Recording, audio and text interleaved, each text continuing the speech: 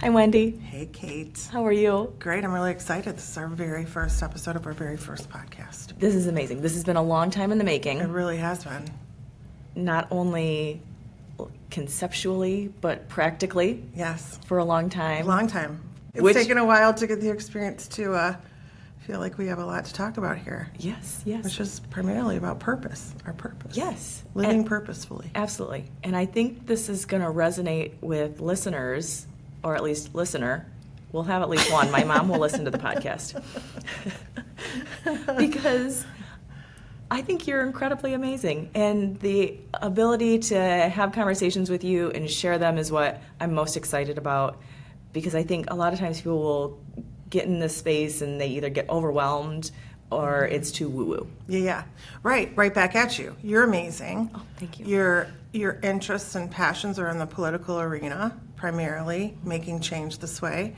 My background is in spirituality. Mm-hmm. I'm a psychic medium and have been my entire life. And I think we might have lost some people right there because they're going to say, how are those two things related? Well, politics. The right people are gonna stay the course and hear the important things that we have to say, everything that we've learned, because one thing is a fact, and that is that you and I live our purpose. Yes. So who better to speak to and listen to?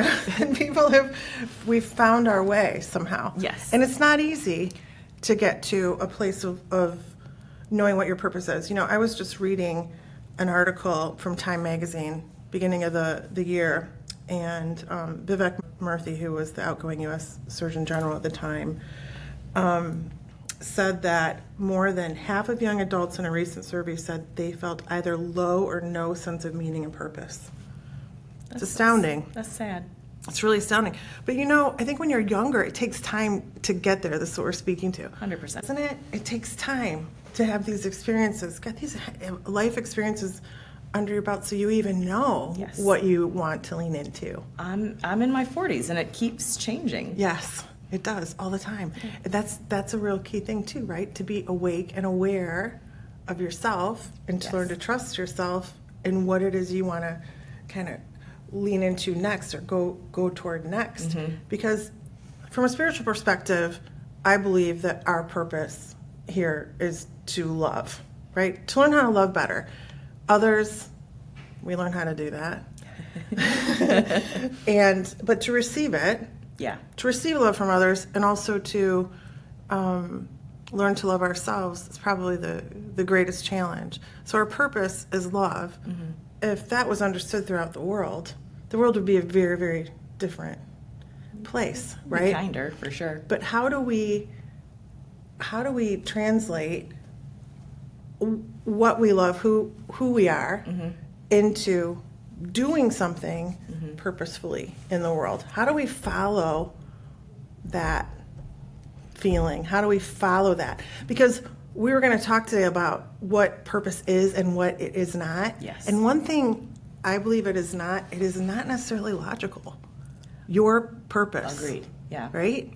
Well, the words that stuck out to me just now are feeling, mm-hmm. and trust, mm-hmm. and do. Like, what are you going to mm-hmm. do? I think that in the world we're in, there are lots of external factors that influence those things, and I think more of a negative way, mm-hmm. Because people don't trust themselves enough mm-hmm. to make mistakes, because that's how you learn. Mm-hmm. So you're not out there trying different careers or trying different mm-hmm. activities, and then we're not trusting our feelings. Like mm-hmm. you might be bad at field hockey, but you go out and you play anyway, and you have fun with it. You're not out there to be a world-class player. You're just out there to gain some experience mm-hmm. to further educate yourself about, what makes mm-hmm. you happy. And then the do.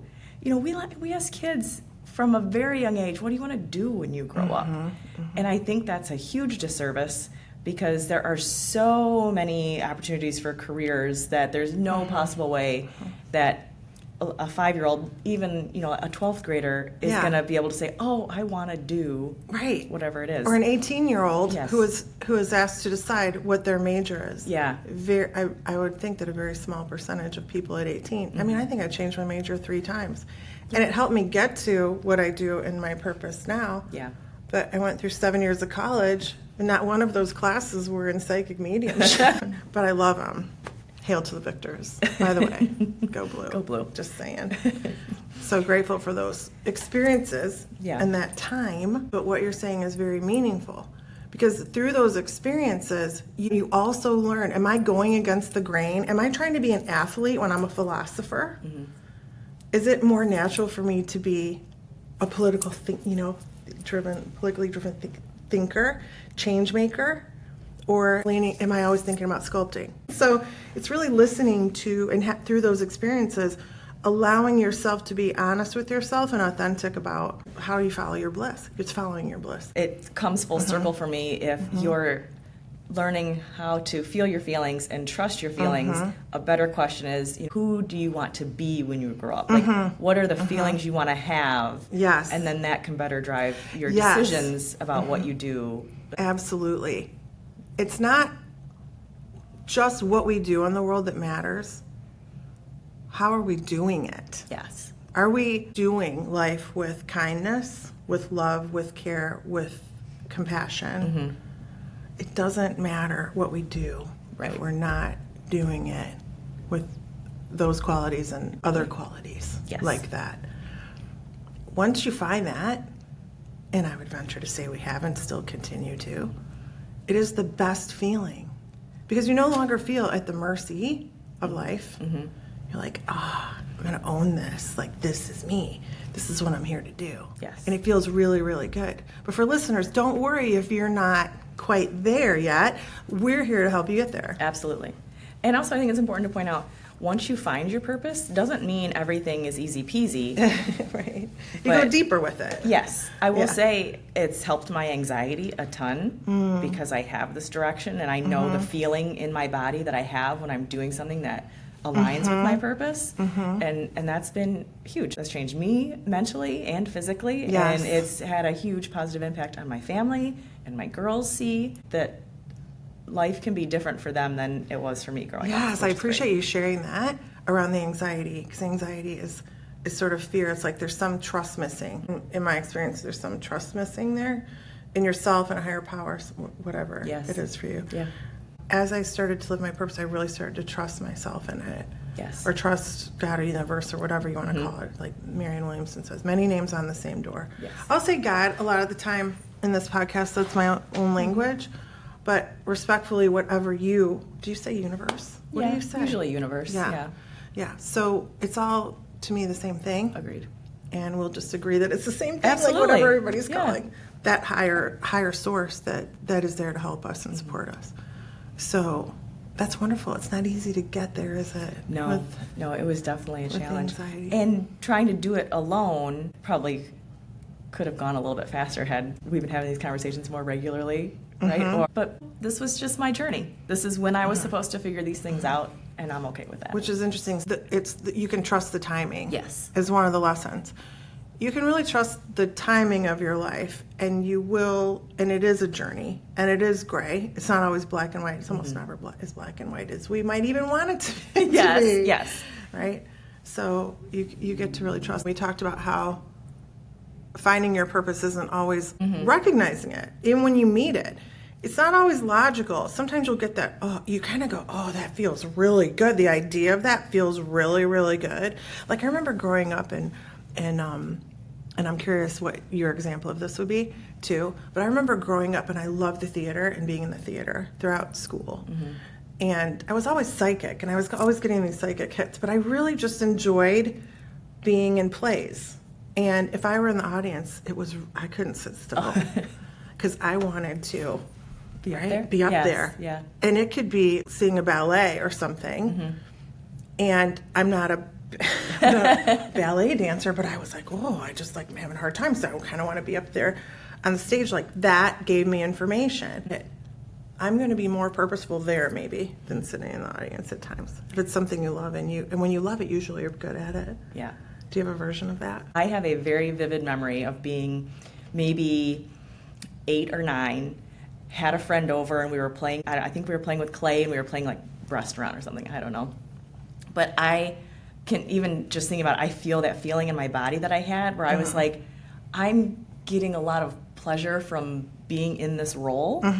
And fast forward years later, I'm in my late to mid 20s, and I am at my job, and that feeling just washed over me again. And that's when I was like, this is where I'm supposed to be. This is where you're supposed to be. Yes. Yeah. This is where you're supposed to be. And sometimes, well, always, I think you are where you're supposed to be. Yes. So we can trust that if you're at the beginning or the middle or at the end of your experience in life with your purpose, that is something you can always do. And you don't always know, because it does take twists and turns. I remember working in the music industry when I was in college. I wanted to be an A&R person. I love music. Again, I'm still having all these psychic hits. I'm not looking it directly in the eye in terms of my career at that point. Very close to it. But I was doing an internship at Polygram and for people in Detroit, WLLZ. Okay. And I was meeting all of these amazing rock stars. I don't want to name a lot of names, but I met a lot of really interesting people. The music industry changed very much after that. Long story short, the record companies, everything changed. The internet came along, everything changed. So fast forward, I had no idea at the time. Some of these people became my clients. I thought I was going to work in A&R. My purpose to being there was to just make these connections and then spend a lot of my time in LA working with some of these very clients, people I couldn't even have imagined. Right. Thinking I was there to be in music, I was actually there to make some of these connections, to do an even more, to me, important line of work for me, because I'm a deeply spiritual person. Right. You know, great admiration to all the A&R people out there. Right. Right? Yeah. And they're doing their part. They're doing their part, their thing. So it is interesting at this point of trusting, going in the direction that you know to at the time. If you trust to go there, it's going to lead you further down the path of where you're supposed to be. And that goes back to like the question of what do you want to do when you grow up, or, as opposed to what do you want to be. For me, I always wanted to be a helper in some way. I wanted to help people with their task, or help them grow, or help them see things differently. And not realizing what my purpose was, but I just knew like those kind of jobs were fulfilling to me. So when I got my job at an organizational development consulting firm, which was something I'd never heard of in high school, it was just the universe. Did it even exist then? Right. The universe brought me that gift, and I thought that's where I would be forever. I loved my job. I loved the people I worked with, and unknowingly at the time, I was fulfilling my purpose. But what I didn't see coming was the other avenues to then fulfill that purpose. And there are always choices, right? Yes. Do we have the willingness to take them? Course in Miracles says, intention's not enough when it comes to accomplishing things. You have to have the willingness to go there. Yeah. Right? So also the universe will sometimes give you very clear signs. Yes. Like a global pandemic. Oh yeah, it will. Or it'll kick you right out of that job or that relationship. Yes. Yeah. You think you've got it handled. Oh, maybe waited too long. Yeah. Off you go. You can even trust those moments. Right. Right. At that point, the business model changed, and things are still hard in that regard, but being able to step back from that work a little bit opened up space and opportunity for other things to come into play. It changed so many people's lives for the better. Yeah. People started to look at what they individually wanted to do with their careers and started to follow their bliss a bit more. Yeah. You know, this is a tremendous thing to think about. We've just gotten through, those of us who are still here, we survived a pandemic. Yeah. And we're on the heels of a pandemic while we're having, in my lifetime, the greatest political strife and division happening. How do we keep going? Right. How do we still feel purposeful? Yes. How do we navigate that? So these are some of the things that we're going to be, talking about on this podcast. Because I think finding joy, I know finding joy, especially in this moment, is what will help carry us through. Absolutely. And that's connected to finding this balance, right? Yes. Between the work and the play. Yeah. Our relationships are the most important things. And I love what you said about, You knew you were here to be of service, to help people. Yes. I do think that is the way. Whatever you're doing, it's really important to think about how you're going to share that with the world. Whether you're an artist or a keen thinking, politician, whatever, a doctor, a writer, whatever, to know the importance of honoring your own gift or leaning into whatever you find interesting before you know what the gift is. Yes. Right. It's always there. When I read people and they're really struggling with this, it's just like it was for me. It was like always on the tip of my nose. I just was looking around it. I was looking in every other direction, right? But it's always something that's a little secret. It's always something, when you discover it, you look back and you go, oh my gosh, that was kind of there when I was 10. Like in some way, right? Like when you were talking about playing restaurant in your room. It is something, I promise you, that was always there. Are you looking at it? Are you wanting to look at it? Are you still afraid to look at it because it's not logical? Right. Right? Because in my world, it's not logical, Yes. my work. Your work is so logical. It is. And this is what's so fun about working together. You're Yeah. such a keen thinker. Well, I feel my way through everything. my therapist tells me that I am too logical. Like, that is my problem. Seriously? Is that true? Yes, that's very true. Because the world is not logical, but that's how I come at things.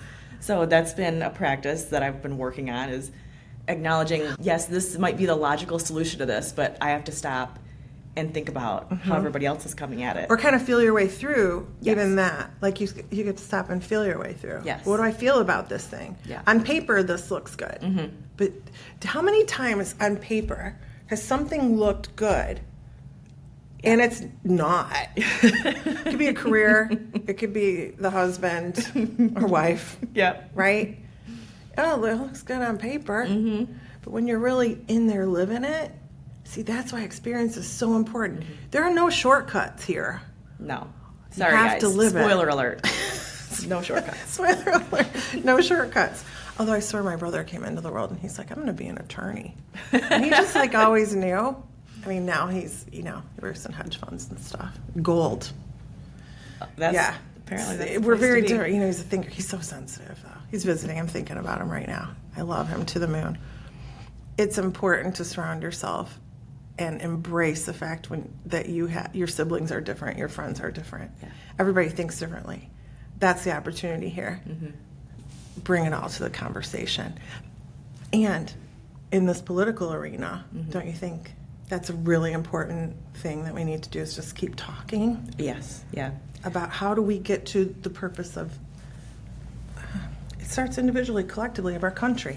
What are we doing? Yeah. That kind of Talking thing. and listening. Actively listening. Even when you don't agree. Yeah. Those are the moments when you show up and you have those challenging conversations. That is a step in the right direction. You have to know you might not be able to change anybody's mind, but at least you have a better understanding where they're coming from, and then you can maybe either advocate differently or help offer other suggestions. And you might change their mind. You might. And it's not about right and wrong. Right. But if we have the willingness to show up and hear each other out, Yeah. then we gain more wisdom, we gain new perspective. We remember that we're here, we're all connected. Just having the conversation reminds us that we're connected. Yeah. A lot of times it does boil down to we all have the same values. We just see how to solve the problem differently. But And we got ourselves here. we And we did. can get ourselves out of it. Yes. I believe. 100%. I believe. I will say it's going to be the women. I was just thinking. The women are Time going to for be us rising up. We are.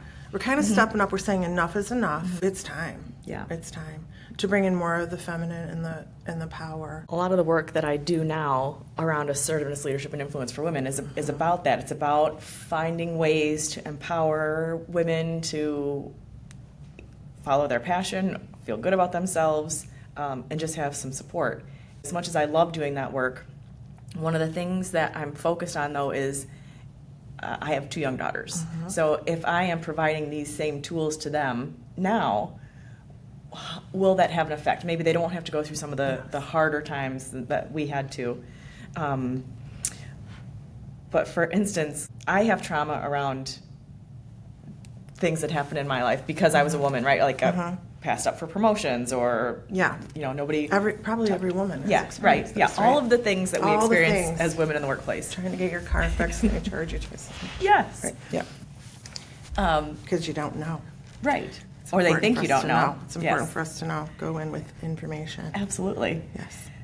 So Even when you do, though, right? Anyway. Right. I digress. because I've had those experiences, it's ingrained in me to some extent that when I see or hear my daughters standing up for themselves, for a nanosecond, I get the pucker, like, oh gosh, like you need to be nice when you say those things, right?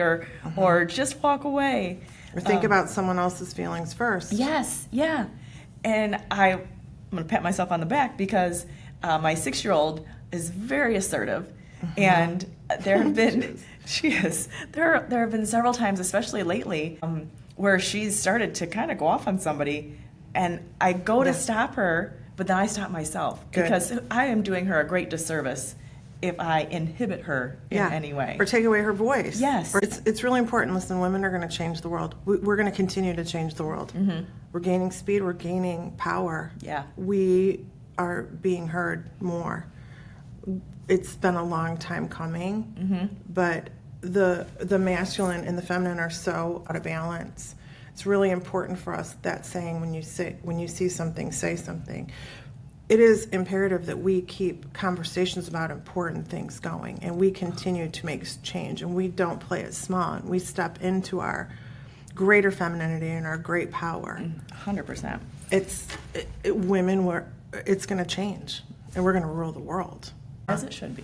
Yeah, and we're going to rule it with all the things that we were sometimes killed for. Right. Like the witches in Scotland for 200 years, just human beings. Yeah. In Scotland, 80% women. Wasn't that I was just there. Wasn't that a great example of the patriarchy? Yeah, right. Right. I was just thinking about that because I was there not long ago, and but it's changed a lot. We're able to have a voice now most of the time without getting killed. Yeah. But do you know, every woman listening to this, that's still a fear we have every day that men don't have. Right. But even so, let's be courageous and keep talking about what matters, and keep knowing that your voice does matter, your experiences do matter. And there are a lot of men who really love us and support that too. Right. Right? But that fear, it's different for women than men.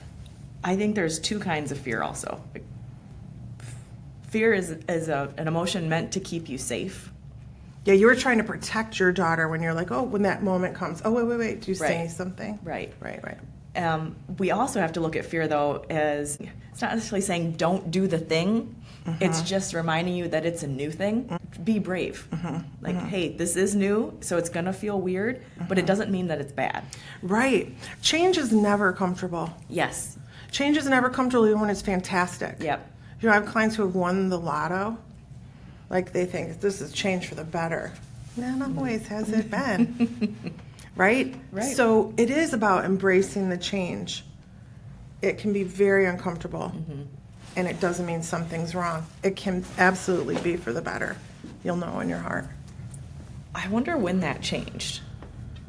It's been progressive, right? It's just another way to control. Yeah, it hasn't. How long has it been since we could vote or write a check for ourselves or get a loan? I'm working on renovating a place near my home, and how crazy was it? Then I was looking for a loan. My very first thought was, wow, wasn't that long ago I had to have a husband to do this. You can do it all on your own. Right? High five. High five. So, yes, we are making a lot of progress. We've come a long way, baby. Absolutely. But we still have a ways to go. But It's a what I'm journey. seeing more and more is women supporting women. This is really, really important. Yes. And it is really purposeful. It is completely connected to us living our purpose, because women are opening the doors for women. For a long time, even some women were not doing that for other women. That's got to change. Because they would pit us against each other because it just helped drive the patriarchy. Right. And so we're talking about living purposefully Yes. living with freedom, living with a voice to say whatever it is you believe. Keep the conversations going. We're going to all help each other get to our purpose. And for guys listening to this too, this is all for your benefit as well. You know what your freedoms are. Imagine if we're all living with that and we're all working collectively to move forward to create a world that is more loving and kind, and a space where we are all living really purposefully. Yeah. With that common denominator. Oh, it gave me chills. Yes, I would love that. We're doing our part. We're not meant to do it alone. Believe in God and believe in the universe and believe we're meant to go there, to ask for the help, be willing to ask for the help to get us there through meditation and prayer. When you know what that kind of power is, it makes it easier, I think. I would agree with that. Do you know, like everybody's where they're at? But we're talking about a big love. Right? Yes. All encompassing. All encompassing. Yeah. All encompassing. So when we move forward with this podcast, what is purpose? What it isn't?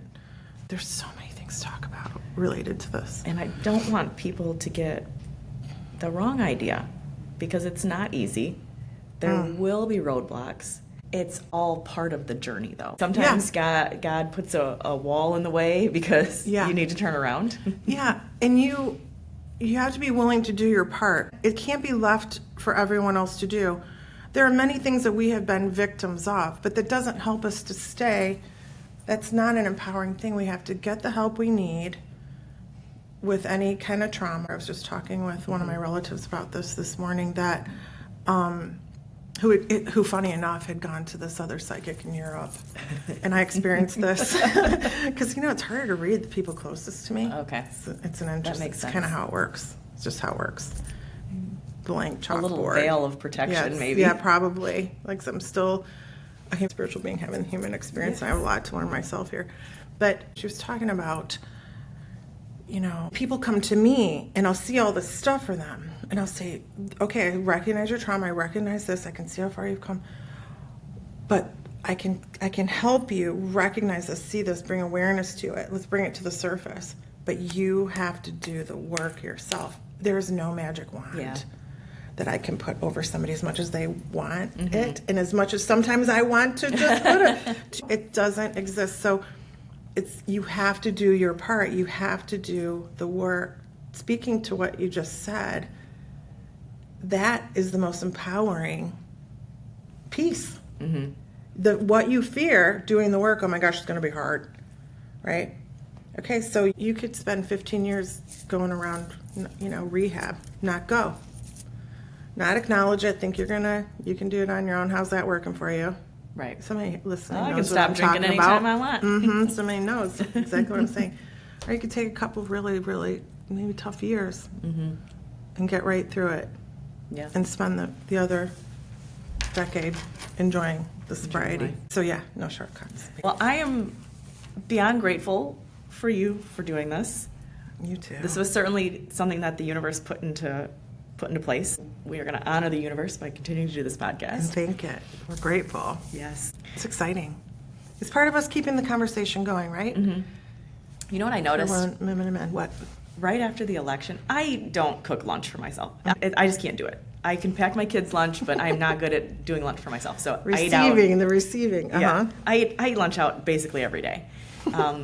And right after the election, every time I would walk in somewhere, usually Panera, the tables were full of groups of women. That was like seeing organically how the changes in the external world are really manifesting, and women are coming together and they're finding groups. If you don't have a tribe or a network or support group that you can count on, certainly go to Panera.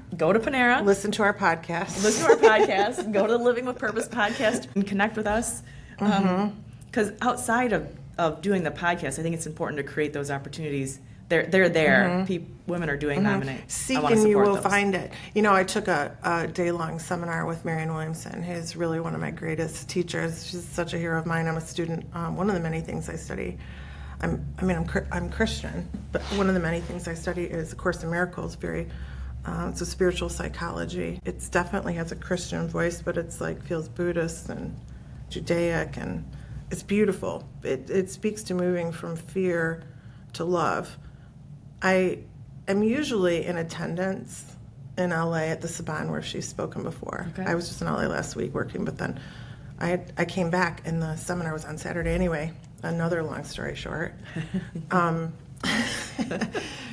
I was looking at the audience. I did a live stream all day. It's from like 1 to 8 or something. Wow.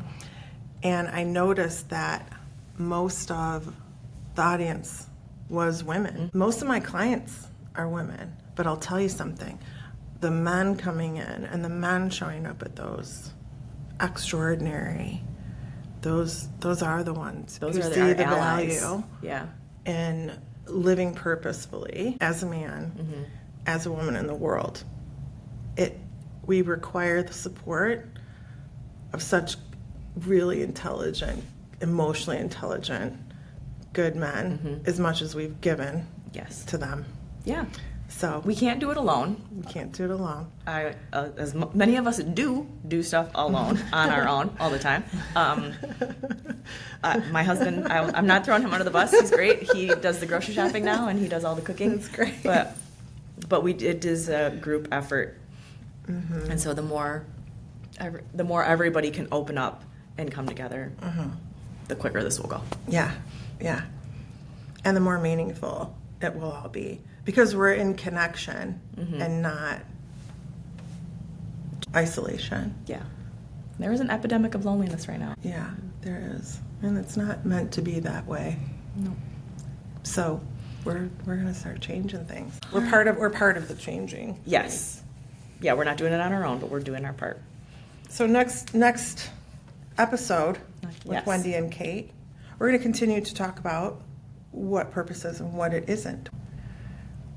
You'll use logic in it, but your individual purpose, do you know, like some people come in and their purpose is like, I am meant to be in my career an accountant, and some people are meant to be in Cirque du Soleil. Yes. Right? And it's like, you get to choose. That's the beauty. Right? That's the beauty of it.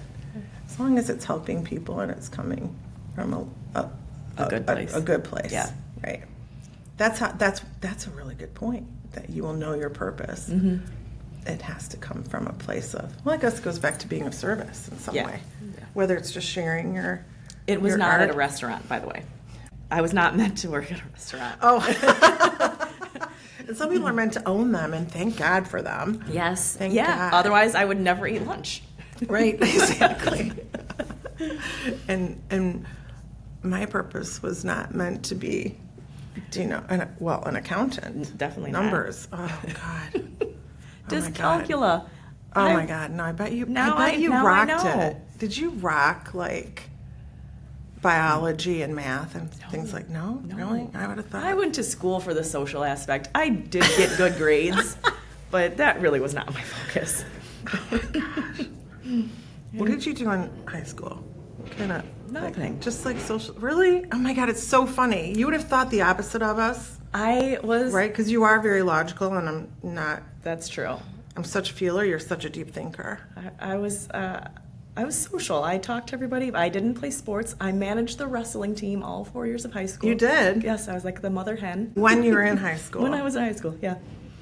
Doesn't sound like It such was a bad thing. It was random. It was very random. It was not as exciting as you would think, but now I know how to keep score. You know how to do a lot of things. Yeah. I was editor of the school paper. Oh, now that would have been great. I was photographer. I was in theater. I I was didn't even- I was in Flag Corps. I was like super overachieving. I didn't even know that some of those things were available. I knew that the school did them, but I had no idea how to access them, which, goes Yeah. back to helping kids develop interests and skills, but that's Maybe another podcast. maybe you had this thing where you could allow yourself though to be in high school and enjoy it and have fun. That's Where true. I was always such a worker bee that and thinking Stressing about my yourself future. out? Yeah. Yeah. Yeah, Like no, I I need had- to do all these things so I can get out of this little town, so I can go to Michigan, so I can, What's funny is care of myself. we moved when I was a freshman in high school. So I just did high school in a new city. And I came from a larger city to a small farm town. And I was destined to just do my 4 years here, and then I'm getting out. And August was 30 years. I've lived there for 30 years now. And I ended up running and winning a seat on the school board. Yes. And now I'm running for mayor. Yes. So it was where I was destined to be. A mayor and a psychic walk into a bar. And what happens on this? This is what happens. Actually, didn't meet in a bar. Where did we meet? In your office. Oh! My sister was like, sorry. this lady just I joined the forget. chamber. We need to go see her. I was like, okay. Awesome. Thank you. That's awesome. That was lifetimes ago. It really was. All right. Well, we are so excited that you guys are on this journey with us, Mom. No. and we are going to be entertaining you for years to come now. So, all right, Wendy. Till next time. Until next time. And I just want to leave with just these thoughts. Yes. So we're going to talk about discovering what purpose is and isn't. How do you find and reconnect with your own? How do you move through feelings of disconnection and blocks? And how do you maintain your energy to fulfill your purpose? So you have some of these things to look forward to. It was awesome spending time with you today. Yes. I loved it. We're going to sign off now, and we're going to celebrate that we actually got this done. All right. Bye.